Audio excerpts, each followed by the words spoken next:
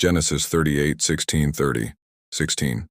Not realizing that she was his daughter-in-law, he went over to her by the roadside and said, "Come now, let me sleep with you."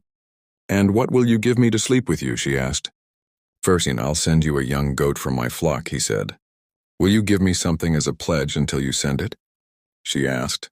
When he said, "What pledge should I give you?" "Your seal and its cord and the staff in your hand," she answered. So he gave them to her and slept with her, and she became pregnant by him. And after she left, she took off her veil and put on her widow's clothes again.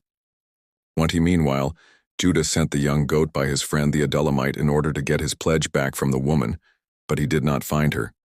21. He asked the men who lived there, "Where is the shrine prostitute who was beside the road at Enaim?"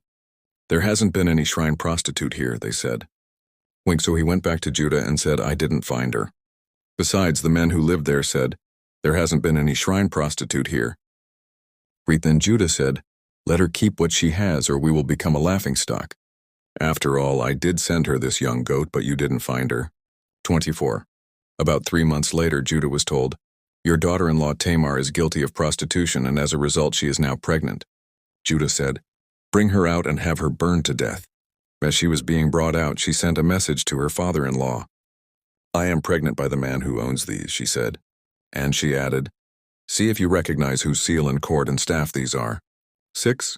Judah recognized them and said, "She is more righteous than I, since I wouldn't give her to my son Shelah." And he did not sleep with her again. When the time came for her to give birth, there were twin boys in her womb. 28. As she was giving birth, one of them put out his hand, so the midwife took a scarlet thread and tied it on his wrist and said, "This one came out first."